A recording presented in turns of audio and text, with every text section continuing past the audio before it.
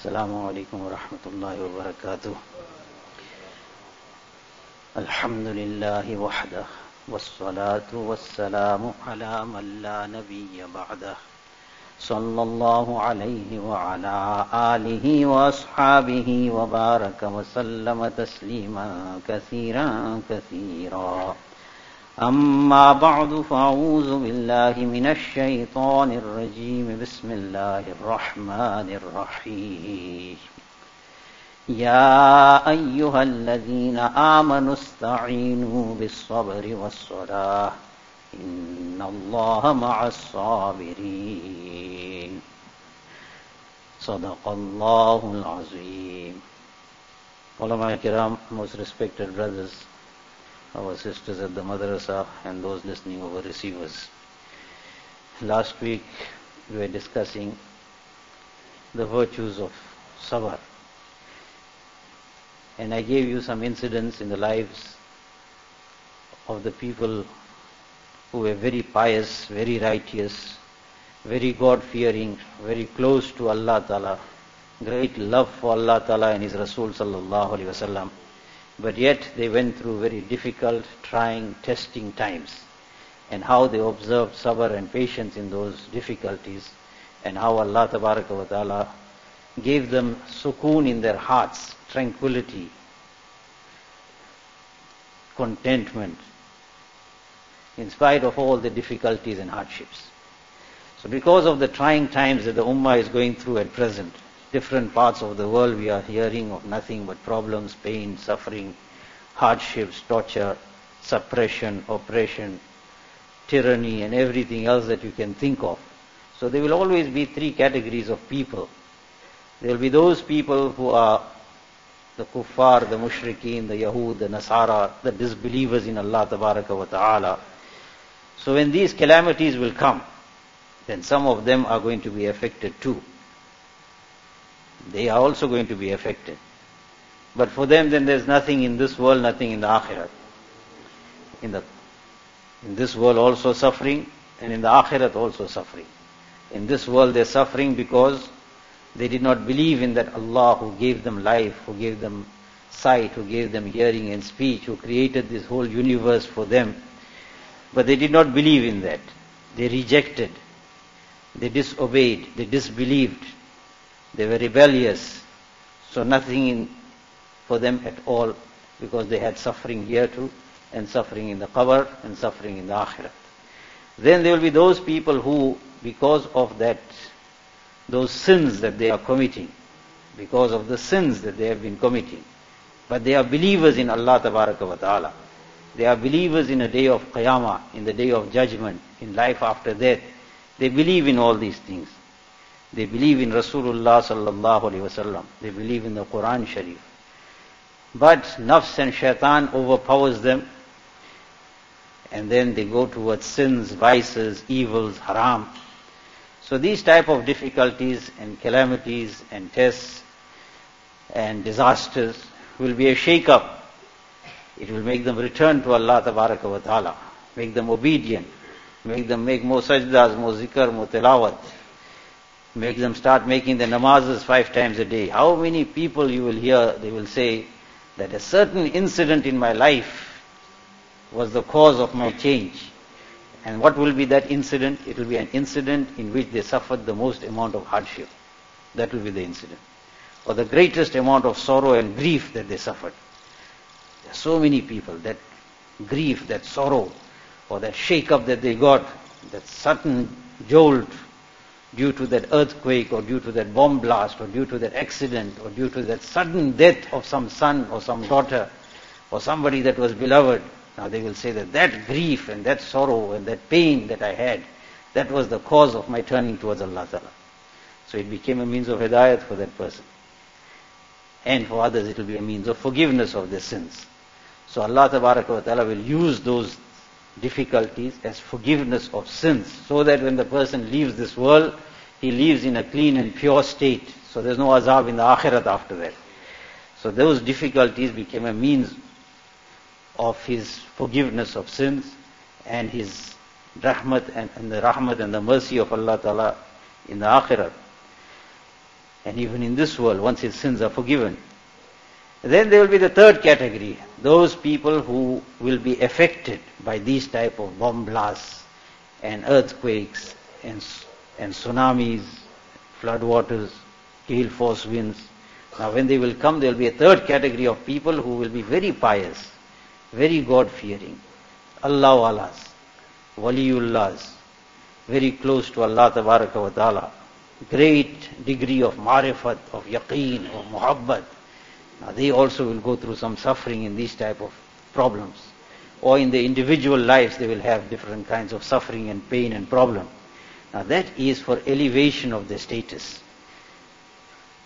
So nobody is at a loss. In these type of problems, nobody is really at a loss. Except for those kuffar, mushrikeen, Yahud, Nasara and the disbelievers and the atheists who died in those kind of calamities. They didn't get the opportunity of making tawbah, accepting Islam and Iman. Then we will say, well, they were a total loss. But for the others, it's not a total loss. It is a rahmat in a disguised form. In operation, what happens? Sometimes the parents, they take that little child who is so beloved to the parents, they take him to the surgeon and they say, operate upon this child. The child has got this cancerous tissue or got a tumor in the brain, so therefore we want operation. Now you pay fees to those doctors, surgeons. You feel the pain also and the hurt also whilst the doctor is, or the surgeon is placing the knife on the child's head, on the stomach, on the chest. Any parent, what kind of hurt you feel, what kind of pain you feel. But at the same time there is a kind of inner happiness also, which you will not be able to express now. But the moment that child will get better, the child will recover from that illness, recover from that disease, then there will be an expression of that happiness. At present it is there, at the back of the mind of those parents, of that beloved family member, whether it's a husband or whether it's a wife or whoever it may be, at the back of the mind there is a kind of happiness which is lying dormant at present, and that is that there will be inshallah recovery after this operation, and then this person will be in good health, so therefore this is something that is going to give me happiness. So you can see that there are both things combined. On the one side there's pain also, and on the other side there's a happiness also. Because you are looking at the end result. That is what you are looking at. And this is what I wish to get across to you tonight. That if you look at the end result of all these sufferings and pains and difficulties and problems, it is nothing but great rewards. Therefore, Hazrat Umar Farooq radiallahu ta'ala anhu's advice comes to mind, where he said that whenever any kind of difficulty, any kind of pain and problem and suffering comes upon a person who is a believer in Allah Tabaraka wa Ta'ala, then he must think that on what has this difficulty come? On my deen or on my body? On my wealth? On what has it come? Because it can only come on the person's wealth, his home, his gold and silver, his wife, his children, or it can come on his person. So he says you must think on what has it come.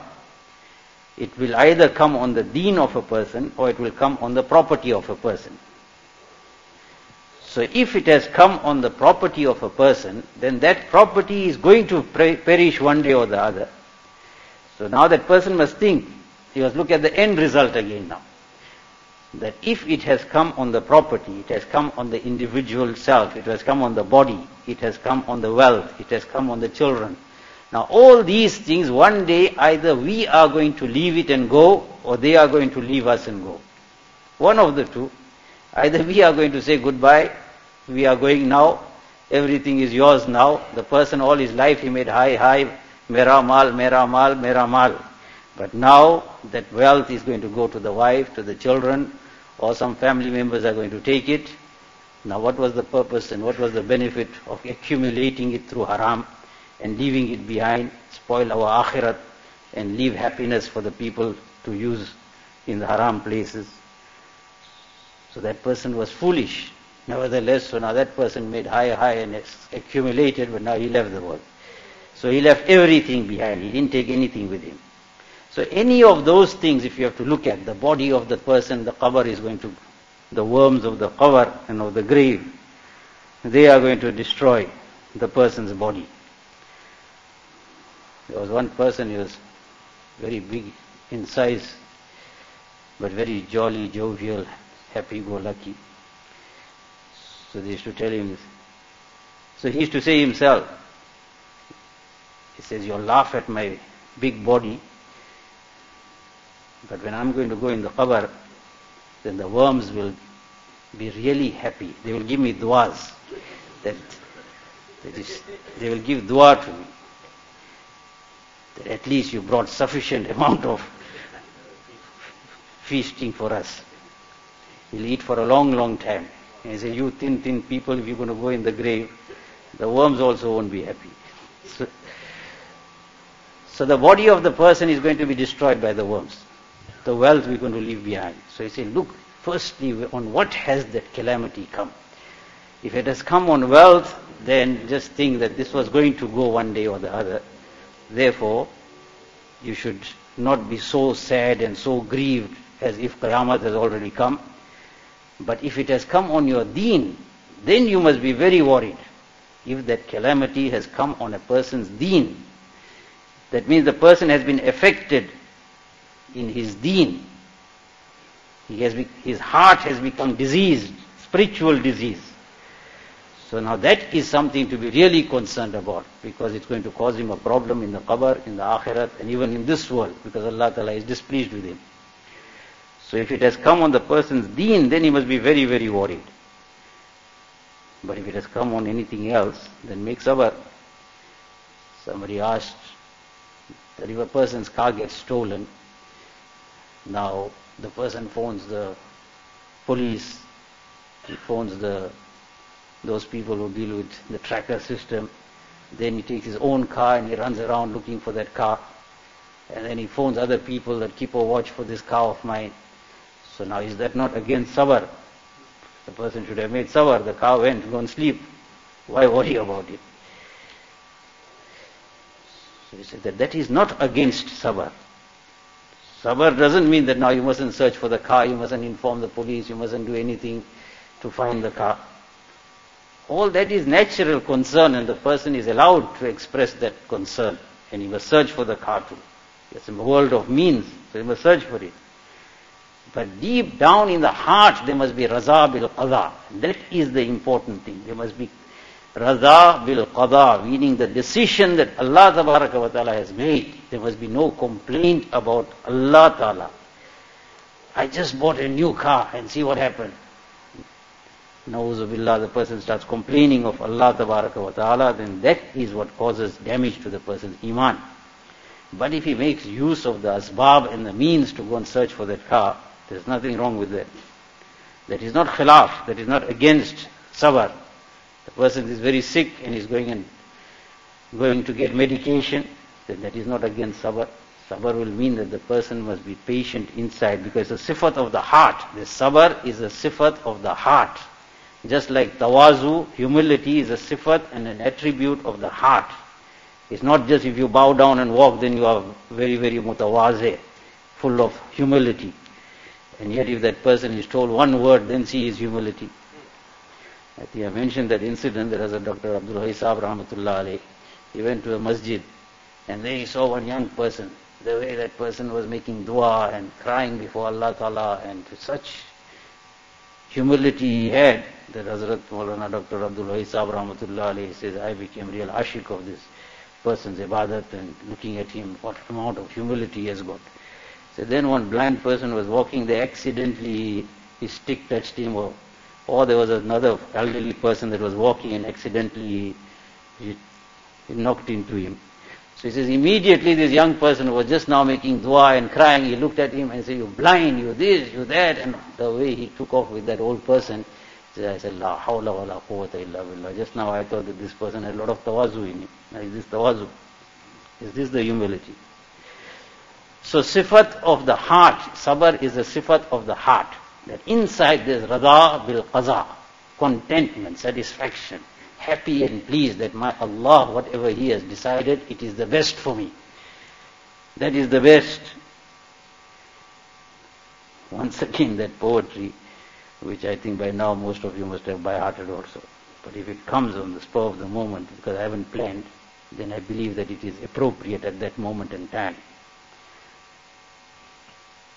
जिस हाल में भी वो रखते हैं, उस हाल को अकमल देखा है, बेकैफी में भी तो हमने एक कैफ मुसलसल देखा है, बेकैफी में भी तो हमने एक कैफ मुसलसल देखा है, जिस हाल में भी वो रखते हैं उस हाल को अकमल देखा है, जिस राह से वो ले जाते हैं, जिस राह से वो ले जाते हैं उस राह को असहल देखा है, जिस राह को हम तजवीज करें उस राह को असक़ल देखा है.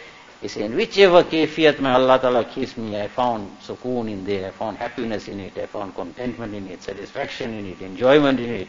In whichever condition may Allah Ta'ala keeps me, I found that to be the best of all conditions. Now can that person suffer depression? He says, I found that to be the best of all conditions, because the route and the road that I chose, I found that to be the most difficult of all routes. And that road which my Allah chose for me, whether it is the route of Sabr or Shukr, I found that to be the best of all routes. Hazrat Mufti Saheb Rahmatullah, a great alim and wali of Allah Ta'ala, he was extremely sick, very high temperature. Hazrat Mufti Shafi Saheb Rahmatullah went to visit him and he asked him, he says, you've got very high temperature. Now he asked him, how are you feeling? You are not well, how are you feeling? He said, Alhamdulillah, the eyes are seeing well, the ears are listening, the tongue is speaking, the hands are moving, the feet are walking, but I've got a little bit of temperature. First he focused on all those ni'mats that he had, then he mentioned about his sickness. And that too thoda sa zara bukhar hai. But otherwise he said, my eyes, ears, nose, everything. If the person is looking at so much of ni'mats, so then he will find his grief being lessened. So these type of halat and conditions are affecting the whole world, there's no doubt. But as I said, that there will be a third category of people, besides those who are sinful ones and disobedient ones. The third category of people who are very pious, but they too are going to be affected. If there is a bomb blast in a city, and all the roads are now closed, then everybody is going to be affected in that area. Doesn't mean that if there's a pious person now, then his car, if he has to go to the airport, then he will be able to fly over all the other cars and go to the airport. If the roads are closed and blocked because of that bomb blast, so he too will be stuck in the traffic. He too will miss his flight. If there's a strike, he too is going to miss his flight. It doesn't mean that if this pious wali of Allah Ta'ala, because he was booked on an SAA flight and there was a strike, so and as soon as he went to the airport, then one angel came and picked him up and put him on the other side of the world. Allah Ta'ala got the qudrat to do that. But this is a world of means. So for them it's an elevation of status. These type of musibats, taklif, pareshani, it is an elevation of status. Therefore Hazrat Umar radiallahu ta'ala says that the person must immediately look that on what has this taklif come? On what has this difficulty come? On my deen or on my dunya? If it has come on my dunya, then dunya I am going to leave behind one day. But then again, look at even that difficulty which has come on the dunya, that what did you get in place of that dunya? What did you get because of that loss? Now because of that loss, look at what the person gained. Higher stages, Allah Tabaraka wa Ta'ala's raza and pleasure, because the person was happy. He was happy with Allah Ta'ala's raza. So Allah Ta'ala became happy with him. He became happy, raza bil qada. There was Maulana Yunus Patel Rahmatullah alaih. He asked Hazrat Shah Abdul Ghani Sahib Rahmatullah alaih, that is there any stage that is higher than ikhlas also? Because ikhlas is the highest stage when it comes to ibadat, zikr, tilawat, sacrifices, shahadat, everything. It's ikhlas that's required, sincerity. So he says, is there anything higher than that? He says, higher than that is rada bil qada. That the person is happy upon that decision of Allah Ta'ala. And as I explained to you, that both things can combine, like the knife of the surgeon on the child's brains. It's a very difficult thing to take, but at the same time there's a kind of a happiness deep down that one day, inshallah, he will recover. So therefore this money that I'm spending and giving the fees to the surgeon and doing all these things, they will bring me rewards at the end of the day. So the Muslim and Mu'min, he looks at those rewards that he is going to get upon this sabr. But because we are extremely weak, and therefore I have to keep on repeating these incidents, to give some kind of consolation to those people who are giving up hope.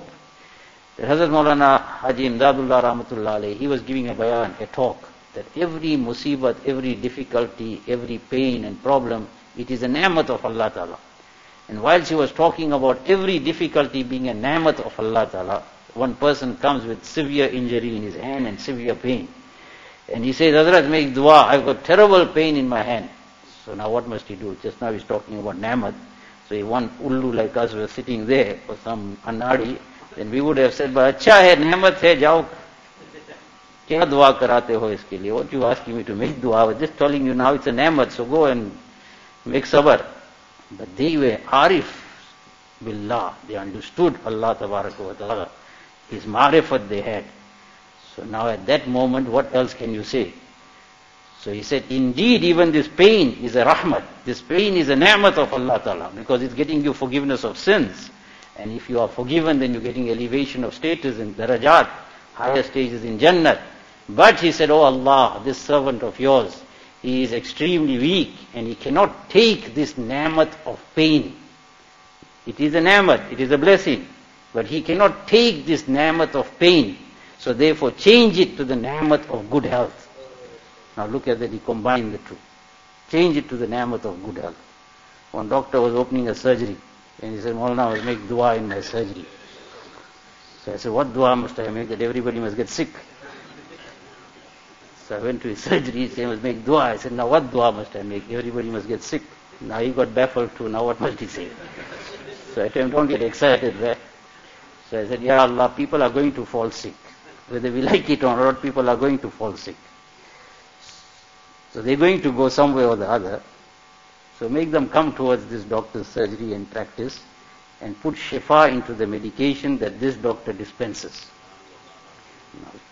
Now, in that kind of dua, somebody is going to get sick and somebody is going to go somewhere. So those that come into his surgery and in his practice, Ya Allah, put shifa into that medication that he is going to dispense. Because he can't give shifa. It is Allah Ta'ala who is going to give shifa. Dua or dawa mein asar hai zurur, marizon ki shifa lekin daste khuda mein hai. So therefore he said that, Ya Allah, he can't take that ni'mat of pain, so change it to the ni'mat of good health. Hazrat Maulana, what can I do? These incidents are coming now. Hazrat Maulana Qadi Tayyib Sahib Rahmatullah alaih, he said that his father, on one occasion he fell sick. Now his father was a very great wali, great alim, and Muhtamim of Darul Ulum. So he says he fell sick. So he started making high and pain here and difficulty and all kinds of things, and called the doctor. And so he said, there's just a little bit of pain and you're making it such a big issue, pain. So isn't this khilaf of tawakkul? Isn't this against tawakkul? You seem to be lacking in a bit of tawakkul that you're complaining of the pain. So he said, Beokuf kahin ka, bad job. So what do you know? He said, I have seen 3 great buzrugs of the time. 3 great ones. One of them, Hazrat Haji Imdadullah Rahmatullah alaih, Muhajir Makki. His condition was this, that if there was a little bit of pain, then he used to express that pain. So somebody told him that isn't this khilaf of tawakkul? He says, I am not talking about the pain, but I know that my Allah wants to make me express my helplessness and weakness, that no matter how great you may be, but in front of Allah Tabaraka wa Ta'ala, the person is helpless. If Allah Ta'ala makes you sick, what can you do? So Allah Ta'ala wants me to express my abdiyat, that I am a slave of Allah Ta'ala. So therefore I'm expressing that by saying that, look, I've got pain, I'm expressing my abdiyat. I'm not complaining of Allah Tabaraka wa Ta'ala. It is to show my helplessness before Allah Ta'ala. So my complaint is to Allah Ta'ala, not of Allah Ta'ala. The complaint he is making is to Allah Ta'ala. As Nabi alayhi salatu wasalam said, Allahumma inni that when he went to Taif, ashku bathi wa huzni ilallah. So the complaint is to Allah Tabaraka wa Ta'ala. The shikayat is to Allah Ta'ala, not shikayat of Allah Ta'ala. He said, I saw him. So that was his condition, that if there was any pain, he said, I've got pain, bring the doctor, do it. Then he says, then I saw Hazrat Maulana Yunus Rahmatullah alaih. He said, his condition was this, that no matter what kind of sickness, no matter what kind of pain, no matter what kind of hardship or difficulty, but you will never hear a word from him. Nothing. So much so, he says that on one occasion, he was in terrible pain. And even his closest people did not come to know of it. That's how serious it was. But that was his condition. So his was complete raza bil qaza. Whatever Allah Ta'ala has decided, finish, quiet, no complaint to Allah Ta'ala or of Allah Ta'ala, nothing. So he said, I have seen him. So then I have seen Hazrat Maulana Gangohi Rahmatullah alaih.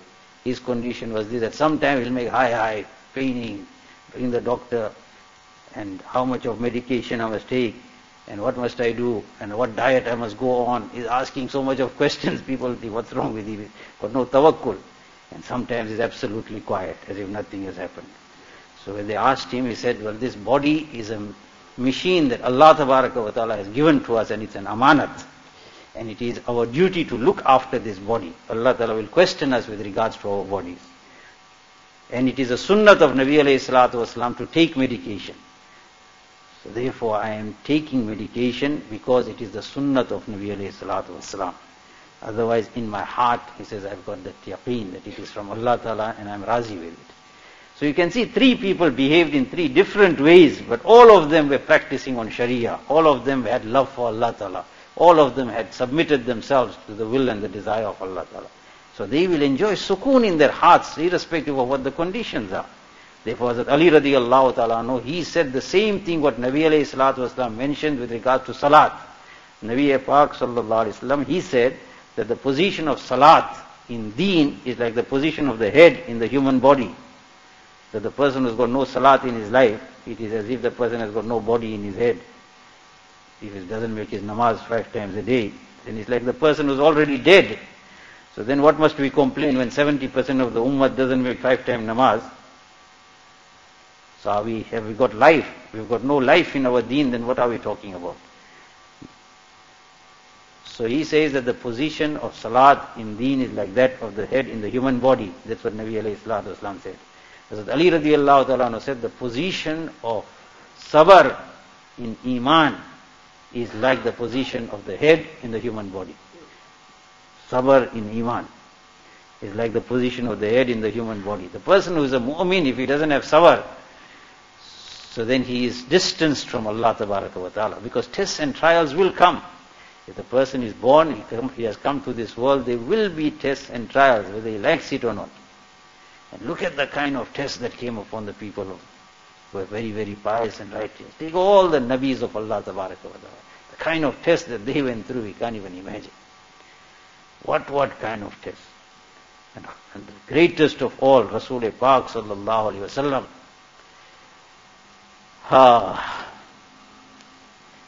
Abu Hurairah radiallahu ta'ala says that one day I walked into the masjid and I saw Nabi alayhi salatu wasalam sitting and making salat. So I asked, Ya Rasulullah sallallahu alayhi wasallam, are you sick? Because it wasn't a nafil salat. I asked him, he said, are you sick? Are you unwell? What is it that made you sit and read salat? The person who reads namaz whole night, standing, and now he's sitting and reading. Nabi alayhi salatu wasalam says, due to hunger, I do not even have the strength to stand today.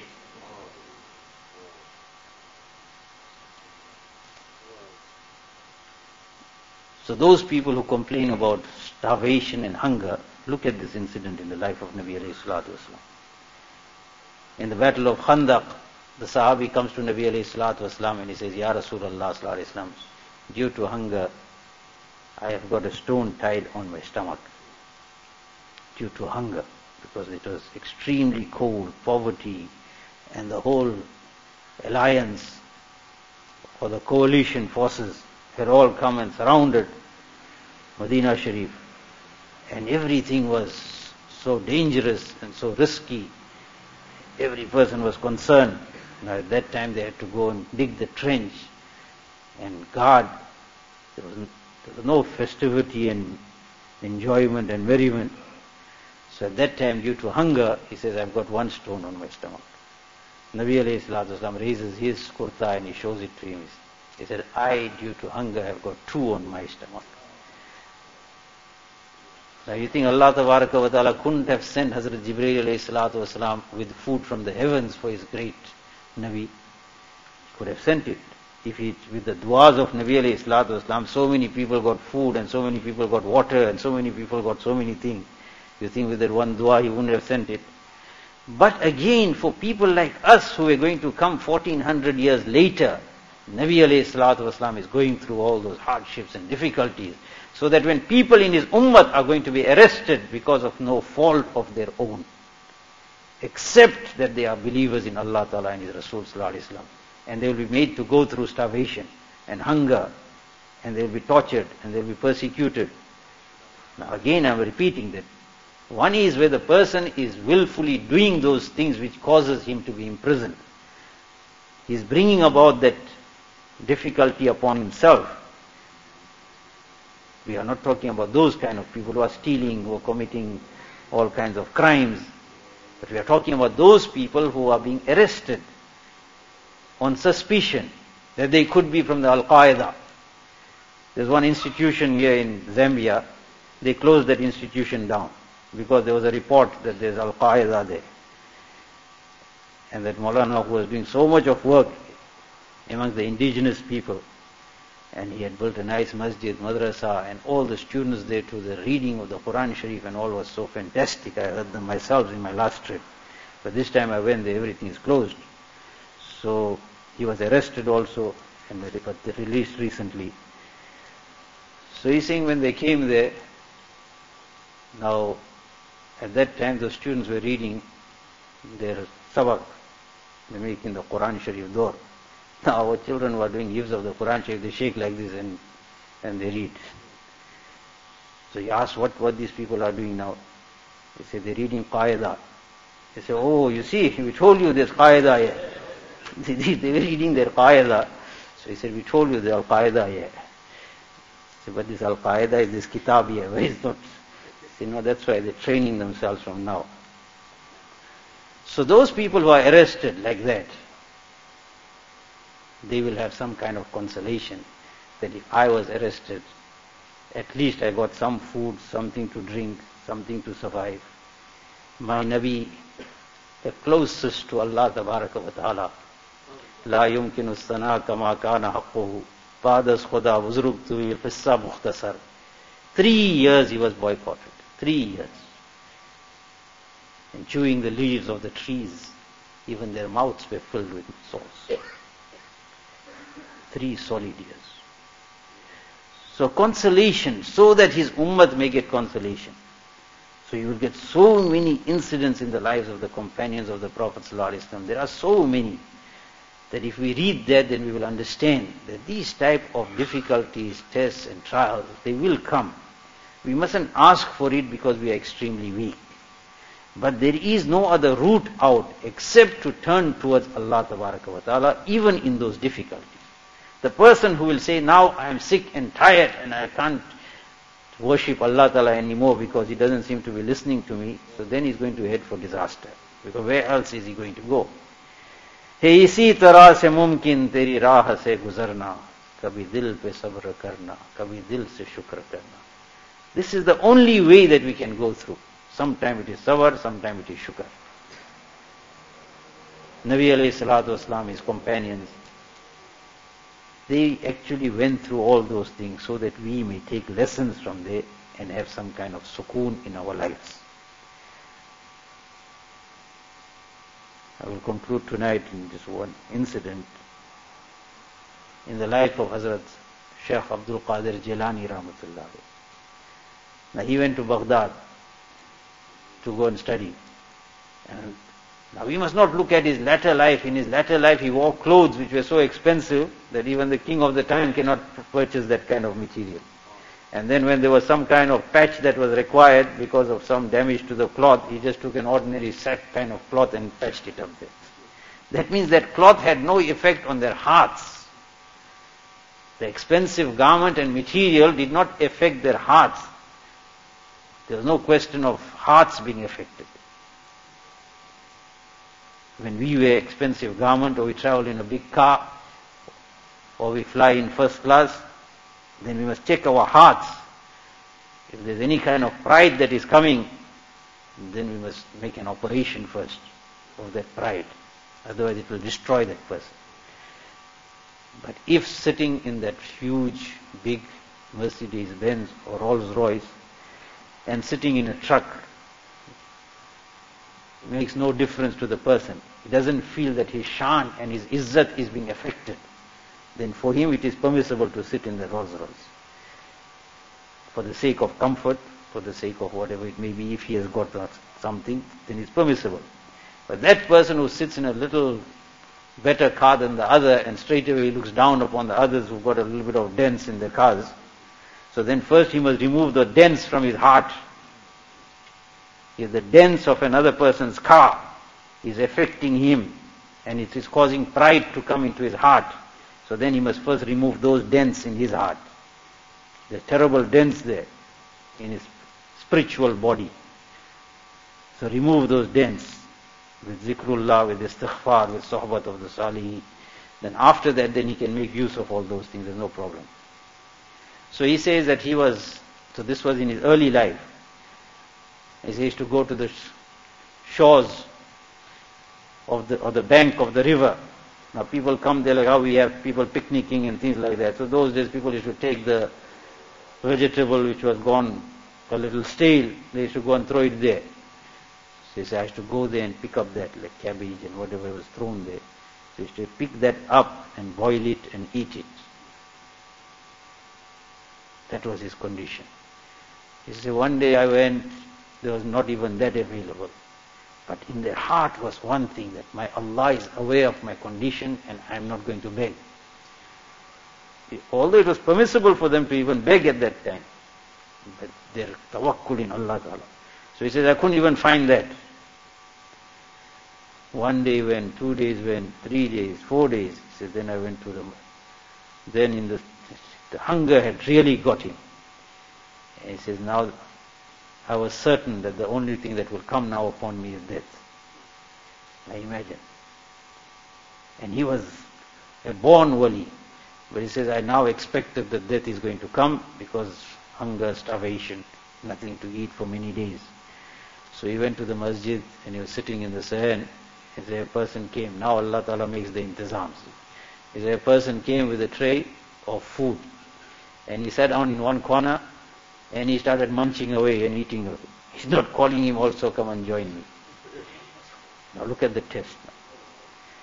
So Hazrat Sheikh Abdul Qadir Jilani Rahmatullah himself says that looking at him sometimes it so happened that as his mouth opened, in that hunger my mouth too opened.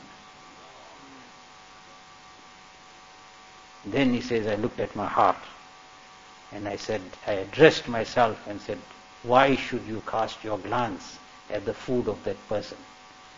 So straight away I lowered my gaze and I placed my trust once again totally in Allah Ta'ala. As soon as I did that, he says, that person came and he says, come and join me. So come and join me. So I refused. He says, because I had already had some kind of a sight on that food, although of course it was just unwittingly, involuntarily that my mouth used to open. But because of that I refused, and now I'm not going to eat that food. So he repeatedly asked, eat? I said, no. The third time he said, I'm giving you qasam now and you have to eat. He said, then I realized that now it is from Allah Ta'ala's side. So I ate and I filled myself. And then Allah Ta'ala opened the doors. So many incidents of this kind. Now look at the people of that caliber. Now they're going through starvation. So those people who say because of starvation now, or because of hunger, or because of these type of difficulties, We have lost our trust and faith in Allah Ta'ala. So they must read these incidents or listen to them. It will increase the love for Allah Ta'ala and increase the iman. Hazrat Imdadullah Rahmatullah alaih, when he went to Makkah Sharif, in the early days when he went there, because he had to make hijrat, the British government wanted to arrest him and assassinate him or hang him. So when he went to Makkah Sharif, so he said one thing, he said, Ya Allah, I'm not going to ask anybody of anything, although he had nothing and he was making hijrat now. He said, but I'm going to live there, Ya Allah, solely trusting in you. Now he said that, but when he went there, very difficult and trying times came. At one time for 11 days there was nothing. And nobody knows him there at that time. So he says he went to the Haram Sharif, even in that state, whatever could happen, but he went to the Haram Sharif. But now he has gone so weak. Now in the Haram Sharif, again something happened. That accidentally he trampled the sheet that the person tied the lungi of one Bedouin. And that Bedouin gave him a tight slap, then he fell down. He was brought back. When he gained consciousness, he said, Ya Allah, I'm still not going to ask anybody. I'm going to ask you, because the people don't know why he's gone so weak. Then he says, Allah wa Ta'ala sent somebody. He came with a whole tray of food, plow, and he said, you must eat. So he says, I ate. And after I ate, then I decided to leave some behind for the evening. But then again some thought struck. He said that Allah who sent it now, why should I leave for the evening? So he told him, no, you take this away and give it to somebody else, all the balance, that Allah will provide for the evening. He said, lucky you did that. It was somebody Allah Ta'ala sent, some waliullah or some. He said, lucky you did that. If you had kept it for the evening, for you, it would have been closed for all times. Because the stages were so high. Now, not for us that. We listen to these incidents and we make our iman strong. But it's not that we must do the same thing, that give away everything and then wait and trust in Allah Ta'ala. Because we don't have that kind of yaqeen. That one person, he decided that no, I'm not going to ask anybody anything, because that Maulana said that you must make tawakkul in Allah Ta'ala. So he went and sat down where all the people come, like how we have garages now and we have people come there, they have their picnics and they go, whilst they filling up petrol. So he also went and parked somewhere and sat down there. And he said, I'm not going to eat, I'm not going to ask anybody, I'm going to trust in Allah Ta'ala. So he sat and waited, people came, they had their picnics, they ate their sandwiches and they went away. Everyone come, they eat and go away. And his hunger is increasing, now he doesn't know what to do. So one person came and sat next to him and he opened up his chicken and his burgers and whatever he had. So that person also didn't offer him. So now what to do? So he started making start coughing. So that person said, come join me. So he joined him after that. And he ate. Then when he met this Maulana again, he said, Maulana, your bayan was very good. Only one thing you forgot to say, that you must make tawakkul in Allah, but you have to cough.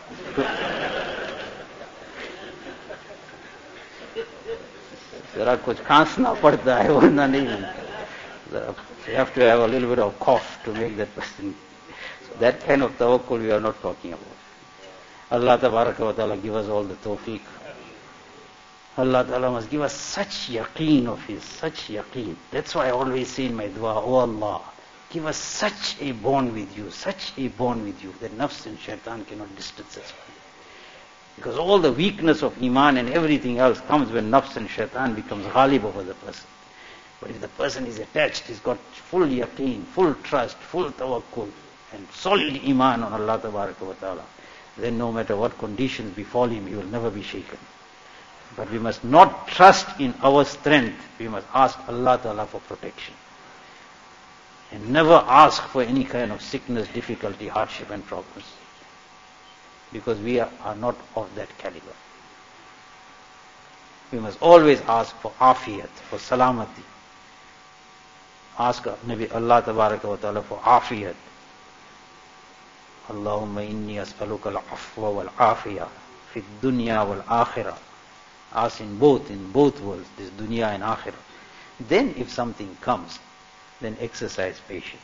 Make use of the means that Allah Ta'ala has created, but don't lose faith, trust in Allah Ta'ala. Look at all the rewards that are there in the akhirat. for those who go through these type of difficulties. وآخر دعوانا الحمد لله رب العالمين. اللهم صل على سيدنا محمد وعلى آل سيدنا محمد وبارك وسلم. يا أرحم الراحمين يا أكرم الأكرمين يا غياث المستغيثين يا راحم المساكين يا حي يا قيوم برحمتك نستغيث يا ذا الجلال والإكرام يا ذا الجلال والإكرام يا ذا الجلال والإكرام. ظلمنا أنفسنا وإن لم تغفر لنا وترحمنا لنكونن من الخاسرين. Oh my beloved Allah, my Rahim Allah, my Kareem Allah, my most forgiving Allah, loving Allah, caring Allah, kind Allah, compassionate Allah. Oh my most tolerant Allah, most beautiful Allah. Whatever decision you make, it is the best of all decisions. Whichever route you take us through, it is the best of all routes. It is the easiest of all routes. Oh my beloved Allah, but we are extremely weak servants of yours. We cannot take any kind of pain, problem, difficulty, hardship, calamity, disaster. हम बहुत ही कमजोर है मेरे अल्लाह, हम बहुत ही कमजोर है या अल्लाह. We cannot even take a mild headache. हल्का सा सर का दर्द भी हमसे बर्दाश्त नहीं होता. Ya Allah, where can we take the great calamities and great azab and great problems? Oh my beloved Allah, save us and protect us. Bless us with afiyat, with salamati, with izzat. Bless us with protection in this world, protection in the qabr, protection in the akhirat. Oh my beloved Allah, don't test us in this world, in the qabr, in the akhirat. We are not like the pious and the righteous and those who have got great yaqeen and iman and solid iman in you. Oh my beloved Allah, our iman is extremely weak. Little fitnas, my Allah, shake our iman up. Ya Allah, so many people have sold their iman for just some pretty face. So many have sold their iman for some miserable coins. So many have sold their iman, my beloved Allah, for some gold and silver and properties. Ya Allah, so many have sold their iman for petty things. Ya Allah, we are extremely weak. Protect our iman, protect our Islam. We are seeking protection from you, my beloved Allah. Ya Allah, अगर तेरी हिफाजत रही तो फिर तो हम कामयाब हैं. अगर तेरी हिफाजत न हो तो फिर हम बर्बाद हैं. Ya Allah, don't destroy us like the nations of the past. We know that our actions, our deeds, our amal are just like the nations of the past. Ya Allah, if it had not been for the rahmat of my beloved Rasul sallallahu alaihi wasallam, then you would have destroyed all of us. Ya Allah, we are seeking from you forgiveness. You dearly love forgiveness of the sins of the sinners. Our major sins, minor sins, sins that we committed knowingly or unknowingly in the light of day or darkness of nights.